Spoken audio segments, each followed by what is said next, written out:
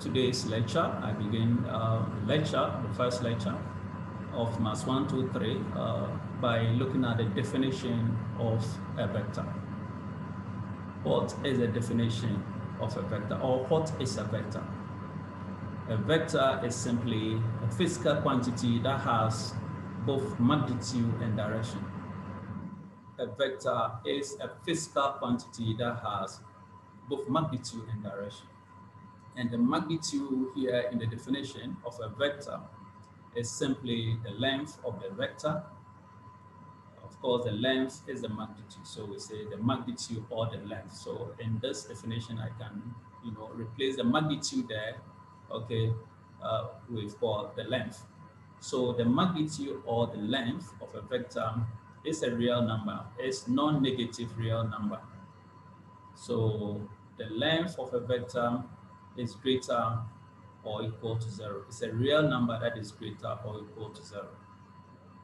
Then the direction in the definition of a vector quantity here, the direction is simply the angle that the vector makes with horizontal line, normally with horizontal line. And of course, we can measure that angle that gives the direction with the vertical line or the north pole.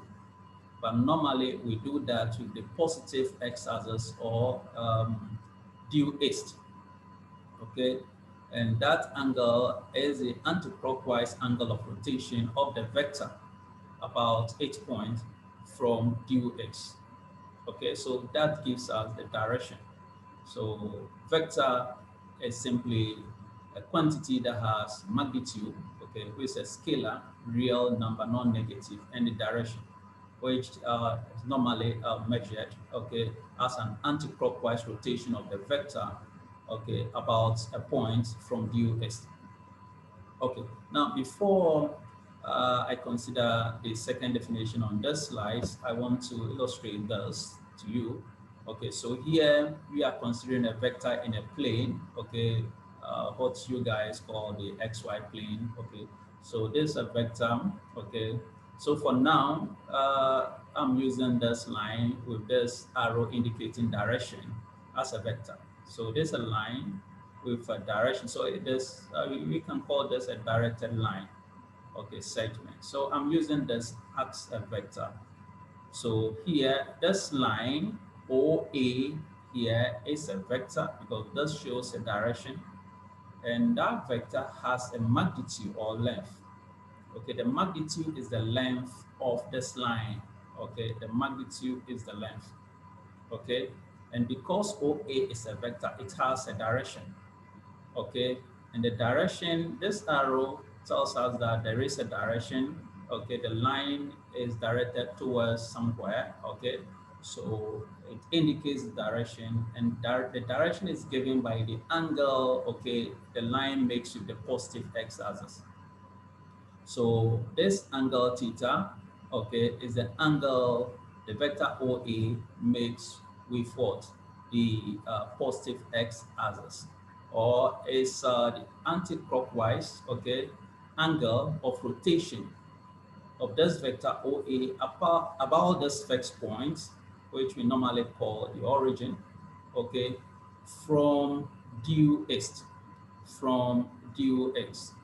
So this here indicate there's a direction. The angle theta is the direction of this, okay, vector.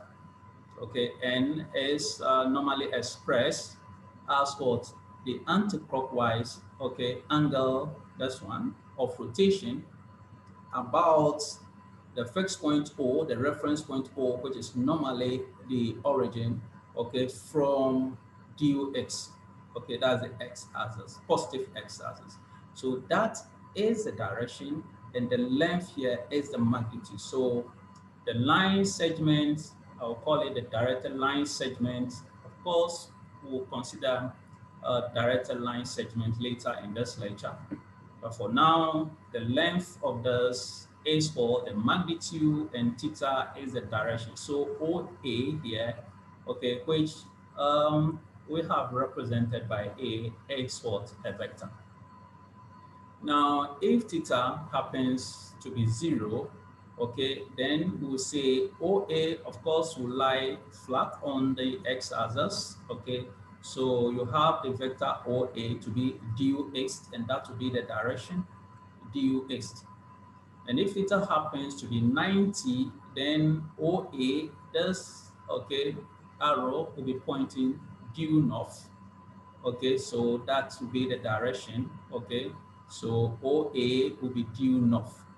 Okay, and if theta is, let's say, 45, okay, degrees, okay, then the direction of the vector OA will be northeast, So this is an example of a vector, okay, because it has both magnitude and what direction. A vector in a plane. Remember, we have a vector in a plane, a vector in space. So this is a typical example of a vector lying in a plane. Vector lying in a plane. Okay, so let's go back to the last slide and look at the second definition on that slide. The second definition on that slide. Okay, so this the second definition is the definition of a scalar quantity, and a scalar is simply a physical quantity that is completely specified by a single real number called its magnitude, and with an appropriate choice of units. So that is a scalar. A scalar is just the magnitude, okay? A real number, okay? We specify a scalar by a single real number, okay? And we call that the magnitude. And then we attach an appropriate unit to it.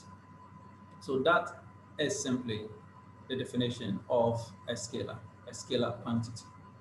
Now let's look at some examples of those two quantities, the scalar and the vector quantity. Now for scalars, we have those examples here. The distance between 2 points. Okay, the distance between 2 points, okay, is a scalar quantity. So the distance between 2 points, you remember, it's a single real number we measure, and then we use the units that we consider appropriate, okay, attached to it. So we do it in a specific, in a unit that we think is okay or appropriate for us to use. So here, the distance between 2 points, let's say A and B, measured in, say, minutes. So for instance, we measure the distance between 2 points A and B, okay, and then we have, let's say, 2 meters, okay, so you can use 200 centimeters, 6.56 feet, and so on. So here you use an appropriate unit that you feel is appropriate. Then the mass, remember here you are measuring a single real number. And of course, this is non-negative real number. Distance cannot be negative. And then we are using meters. You can use centimeters, you can use kilometers, and so on. Now, the mass of a body measured in, say, kilograms. This is also a scalar quantity, because we report only a single real number when we measure mass of a body, a single real number. So, and then you choose the units to use, okay.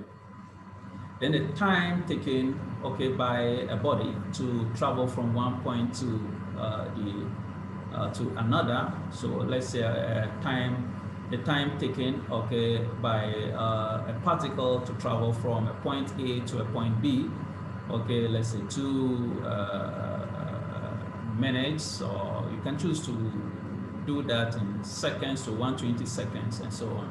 So these are examples of scalar quantities. So these are examples of scalars. Then we have the vectors, examples of vectors. We talked about displacement of a body relative to a specific position.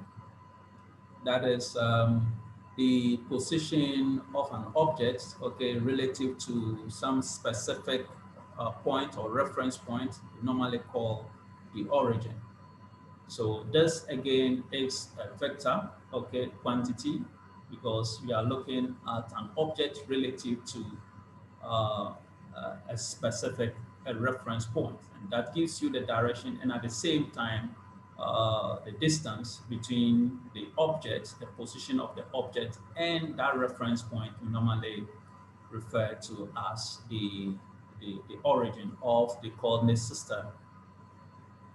Now, the displacement vector, normally here the distance traveled by an object, okay, is not the same as the magnitude of the displacement vector. But if we take, for instance, displacement of an object, a body from a point P to a point Q, so you have the displacement vector PQ. The magnitude of this displacement vector PQ will be the distance, okay, from P to Q. But as I said, normally the distance traveled is not the same as the displacement of the body, because if we consider an object, a body that let's say is projected vertically upward, okay, from the point fixed point O, okay, and we allow this body to fall, okay, back to that point O, the point of projection, you will realize that the magnitude of the displacement, okay, of this body is zero, but the distance traveled by the body is not zero, okay, because the body could move vertically upward, let's say 2 meters, and then back 2 meters. So the distance travel maybe, let's say 4 meters, while the displacement, okay, the magnitude of the displacement is zero. So this something that you should take note of. Okay, so here displacement, okay, a vector, that's why we say displacement vector is a vector quantity. It has both magnitude and direction. And here we have another example of a vector is a velocity. Velocity of a body is simply the rate at which the body moves, okay? It tells you how fast the body is moving and the direction in which the body is moving. So velocity is a vector quantity. It gives you the rate at which the body moves. That's a scalar, okay? And then the direction in which the body, okay, is moving. So velocity is a vector quantity. And of course, you can you can talk about acceleration. Acceleration will be a vector quantity if it is the time rate of change of velocity, okay, and to be a scalar quantity if it is the time rate of change of speed. And remember here, the magnitude of the velocity vector is the speed. The magnitude of the velocity vector is always the speed of the magnitude of the velocity of a body is always the speed of the body. Now, we also have a force. A force is a vector quantity because a force, we know a force from our SS, a force is completely specified if a force on a body, okay, is completely specified if 8 points of application, okay, is known, the magnitude of the force is known, and the direction of the force, okay, in space, okay, is also known. So a force is a vector quantity. A force is a vector quantity. So these are just few, okay, examples of vector and scalar quantities. Now we can say this here that a vector is simply a physical quantity that is specified, completely specified by a scalar, which is the magnitude or the length, okay, of the length, okay, of the vector.